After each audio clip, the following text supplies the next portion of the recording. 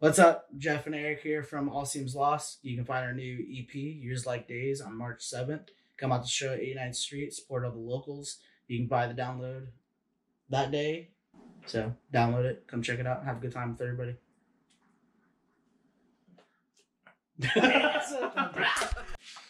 Buy that. No, it's So with this release, are you more proud of this release, and what have you done differently? We're more prepared this time. I mean, the first time it was just like the first time a lot of us had really got into a studio to do any kind of recording. The second time around, we were more prepared. We knew things to look for, things to do, not to do. Before, we were on like a time crunch. We wanted it pushed out by a certain date, and we just wanted to push music, really. This time around, we basically just took our time. You know, this has been in the works for a year and a half now, and we were able to take our time. We were able to put more emotion to it and make sure it was done the way we wanted to. And even with mixing and mastering, we took way more time than we did the first time. It's more or less what Geoff said, is like, this is a lot more of a mature thing out of us, because it was basically like a lot of us first time getting into a studio and actually recording something to put out as a release. 4 tracks: Tribulation, Years Like Days Part 1, Years Like Days Part 2, and In the Realm of Dreams. Do you have a favorite one of those to play? I think it's gonna vary on everybody. I like Tribulation because it's pretty heavy. It's something like we'd ever really done before. I did a lot of different drum stuff that I haven't done in the past, so to write that type of song it was fun. It was a new experience for me. Okay. Yeah, I mean, guitar-wise on that song, it's a lot of stuff that is more chromatic in nature in some parts, and then it's just, like Geoff said, really heavy. We have our different songs, you know, like we have the songs that you push mosh to, we have slow songs, and then we have just angry songs, and Tribulation was one of those songs that I wanted it to be angry. I just wanted it to be heavy, like a song to be a mosh pit song. Like everybody got in and did what they wanted to, you know. It was just a heavy song that we had to write. Anyway, how long roughly did it take you to record this EP from start to finish? Recording wise, Beginning to end. When we first went into studio. recording wise, oh dude, that was what, like 6-7 months, because it was hard trying to get everybody's schedules to line up. Geoff recorded the drums, and then no, we tried recording drums. Oh yeah, at ACM. Yeah, we tried recording drums at the college I was going to, but then Geoff separately went out to our friend Skylar. Swing Studios. Something. We did it at his place, in his house. Yeah. Where we same place we recorded drums for the first album. Yeah. Okay. So we just went back there and I did drums because time schedules just weren't working out and I was on my own. So I found somebody that was able to mesh with my time to where I could go in and knock the drums out. First album, I did all the drums in like 2.5 days, almost 3 days.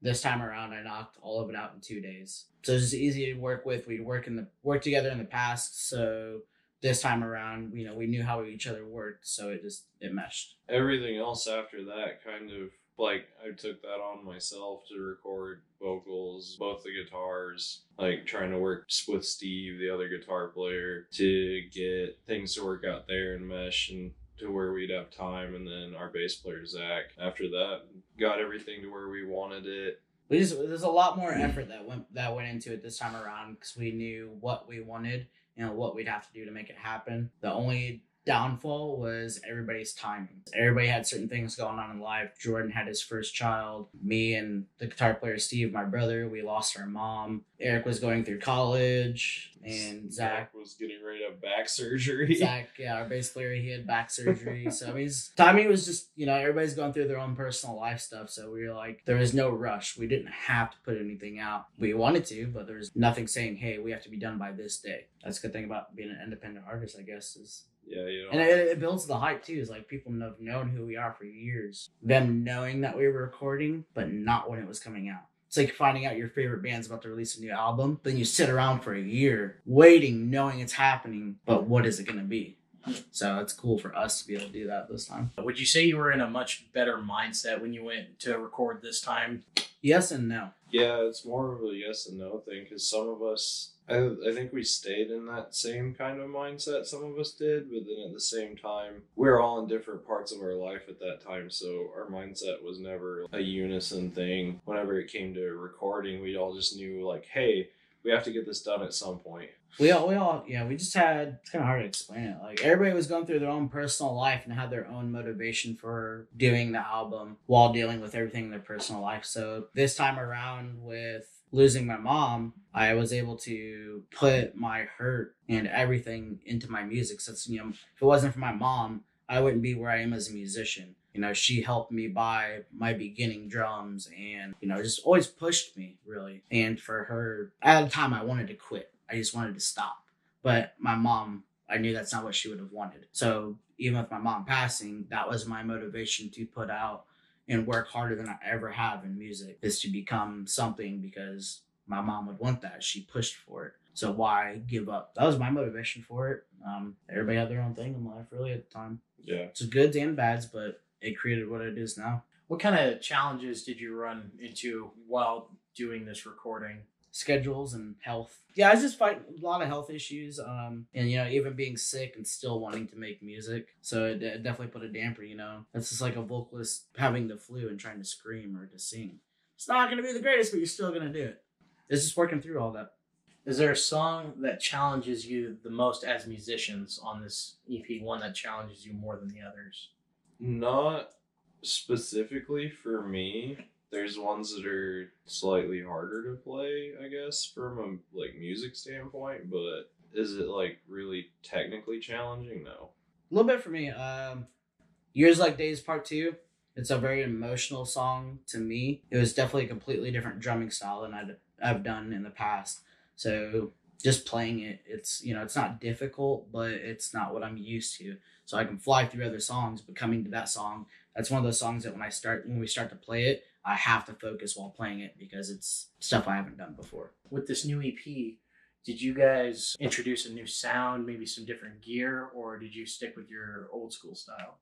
It still all seems lost, but it's not Parkway Drive.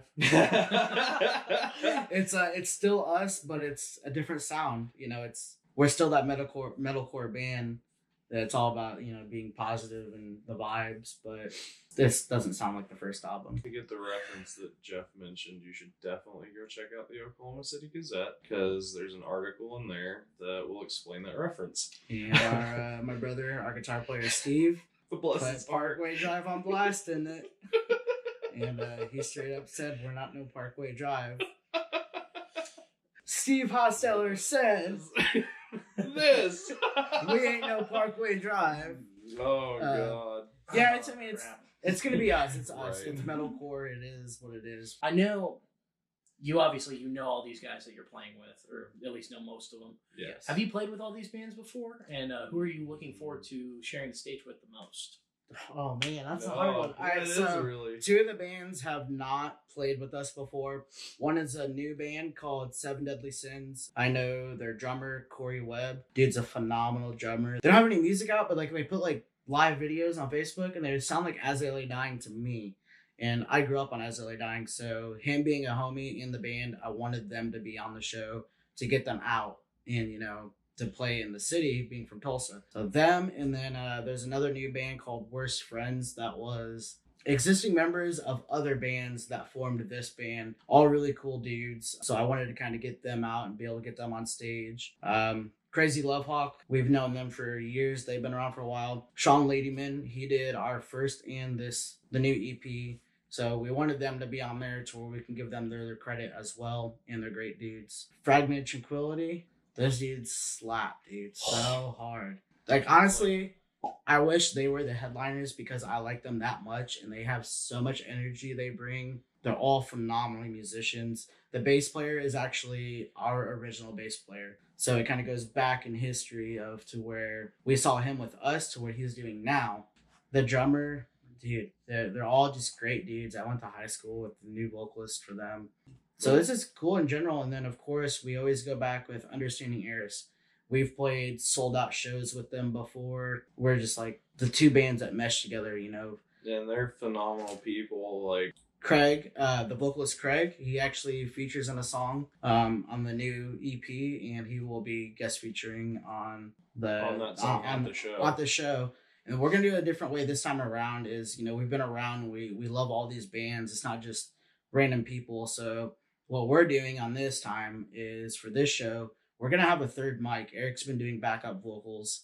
And then we're going to have a third mic set on stage, and we're getting all these vocalists that have been in the music scene for a long time to come up on stage for every single song and do a feature. Even some that haven't been in the scene for all that long. Yeah, there's some newer people. Brandon, he's new to it. I mean, he's gotten on stage in the past, but we love the music scene as a whole. So, it's not always about us. We wouldn't be there if it wasn't for other people. Bring all these people up on stage of showing the musical talent that is in Oklahoma, and to support one band releasing a new EP, get everybody that's involved on stage. It's not just about us. So we want to bring other people up, and I think it'll be fun. Yeah. The features on the EP itself. Craig Craig Perry. the one with Craig, yeah. Just Craig Perry. Yeah. And that's in Years Like These 1. Yeah. He's a monster. Oh, I love Craig. We recorded He's a good his drummer, too. vocals at like 2:00 in the morning, and this I dude, swear to God, our neighbors hate us. he because can of this. project. Craig can project like a mofo, and we were like, "Oh yeah, it won't be that bad." And then we recorded at like 2 in the morning, and it was just so loud. I swear to God, my neighbors, our neighbors, like literally hated us at that moment in time. Like, I asked one of them, and he's like, "No, didn't hear a thing." And then, like, I'm pretty sure that's why our upstairs neighbors are so rude now. Bottom line, when you hear Years Like Days 1 and Craig's part, just know the heaviness was definitely there while he recorded. Oh my gosh, dude. It's so good. I can't wait for everybody to hear that one. Dude, yeah. Are you gonna play the whole EP at the show, or are you just gonna play some definitely. songs? We're playing for 45 minutes. We're gonna play 8 songs. 9. Songs. We're playing 9 songs, 10 including an intro. Yeah. We're gonna play most of the first album, and then we're gonna close it out with all of the EP. Yep. So it's gonna be a mix of both. Yeah. For 45 minutes. I don't know if we know what we signed up for just yet, you know what I mean? It's fun. Going through practice is fun. We've kind of tried to, we say 45 minutes. We're going to give ourselves that time because things happen on stage. I mean, definitely 35 to 40 minutes for sure with our breaks and, our giving the shout outs and our thanks to people. Just typical show, but we definitely have a lot of fun stuff planned for this show. Yeah, definitely. So this is like one that I want to push super hard. As an event, I put out sponsored ads throughout social media because I want, whether people know who we are or not, I want people to be there. I want to sell this show out because this is something like we've never done. Yeah, I got my ticket today. Heck yeah. Do you have like a big closer pick? Tribulation. Yeah. The heaviest it's song the we heaviest have. song that we have. It's one of those songs that as soon as it starts, a pit's gonna happen. Yeah. Just run. Just run in a circle. Just try to run forward and the rest will work itself out. Try your best to run in a circle. That's what I'm saying. Like, we want to do like stuff that we've seen in the past. We just want all this to be in one night. So it's not like don't go out there and like hurt people. I mean, unless that's what people are into. But it's like 2 people put on some like boxing gloves and just get in the pit and punch each other. It's just all this stuff that we've seen as a band over the last 3-4 years that we've been doing this. That we just want to bring this one night together and do it all. Make it a show that we've never done. Things that have never happened. Everything in one about just the vibes. Yeah. To show that what our city and what our music scene has. Yeah. And then of course, can't forget. After the show, everybody goes to Waffle House. Yes. Yeah, if you don't We're gonna make know that this, Waffle House Waffle hate House, us. we love you, but we also hate you. It's a must. It's a ritual for after shows. Whether you go to a show or you play the show, you go to Waffle House afterwards. Everybody's welcome. Never Yeah, I had thought about one. calling them and be like, hey, you're gonna have to close your doors to everybody else because we're gonna pack this place out. Yeah. Yeah. So, are you continuing to work on more material after this, or are you going to take a break? Because I never EPs stopped. No, there's EPs no are cool. stopping. It never There's no stops. stopping this. I mean, the way we're looking at it, if you look at most bands, a lot of people are, they're doing EPs now. Yeah, they do either EPs or they release like multiple singles that eventually make an album. That's what or- Perseus did. The writing process, at least for myself and then our other guitarist Steve, it hasn't stopped. Even though we just finished up this album, we're getting ready to release it. the writing process hasn't ever stopped. Yeah, even in the midst of us working on the set list for this show, we're still writing in between. Yeah. We'll run through our set list and then we write new stuff afterwards. Also, shout out to Lacey and Jeremy. They're some of the sweetest people I've ever Oh met. my gosh, yes. Obviously, it's getting released the night of the show. When is it going to be available on streaming platforms, though? The Same day night? The day of. They- Okay. So, I mean, technically, people can download it that morning before the show and listen to it and be like, oh, no, we definitely aren't going now. Or they're going to be like, that's sick. We should totally go. Before the show, it'll definitely be available. Okay. It's available right now, pre-order. It's on iTunes, available for pre-order. It'll be Google Music, Spotify, Apple Music. iTunes, literally any streaming service. I believe even YouTube. Okay. Do you have any more shows scheduled other than this EP release show? We have some in the talks and possibly could be happening, but none it's not an confirmed. official, so Yeah. we're still waiting. A big shout out to everybody who has came out and supported us over the years. Shout out to Sean for doing the mixing and mastering on our 2 albums the album that's out and then the album that's coming out. And Skylar. And Skylar, yeah, for doing the recordings. Recording the drums Yeah. and the first. Craig for the feature, and Yeah, I mean, just the typical, everybody that's ever supported us and has been there for us.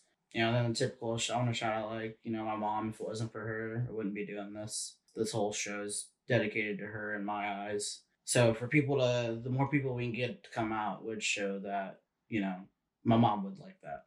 And so that's kind of what I want for this show is that next chapter in life. My dad, always being there and supporting my brother, guitar player, if it wasn't for him, I wouldn't be doing what I'm doing either. And, as far as All Seems Lost, it wouldn't be the same without him. And then all the endorsements as well. Los Cabos, they're going to allow me to do a Instagram takeover the day of the show. So the entire day I'll be taking over their Instagram. So you can follow them at Los Cabos. Drumsticks, Celltone Cymbals always being there. This is all the endorsements. So I'm really excited that, I get to play in great gear due to these companies. So I appreciate everything they do for me and, what they've helped me become as a musician. Thanks for doing this interview. yeah, Wow. definitely. Shout out to you guys. Thank you. Yeah. Thank you Thank you very much.